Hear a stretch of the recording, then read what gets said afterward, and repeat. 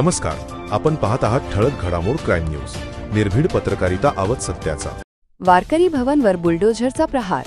आंदेकरांच्या बेकायदेशीर साम्राज्याची भिंत कोसळली. पुणे शहरातील बेकायदेशीर बांधकामांवर प्रशासनाचा आणखी एक प्रहार झाला असून आंदेकर यांच्या मालकीचे वारकरी भवन नावाचे अनधिकृत बांधकाम आता जमीनदोस्त करण्यात येत आहे. तथाकथित सेवाभावाच्या नावाखाली उभारलेले हे भवन प्रत्यक्षात बेकायदेशीर आर्थिक व्यवहार, जुगार अड्डा आणि इतर गैरकृत्यांचे केंद्र बनले होते अशी माहिती प्रशासनिक सूत्रांकडून मिळाली आहे. या ठिकाणी खंडणी, गुन्हेगारी कारवाया आणि विविध अवैध व्यवहार खुलेआम सुरू असल्याच्या तक्रारी नागरिकांनी वारंवार केल्या होत्या.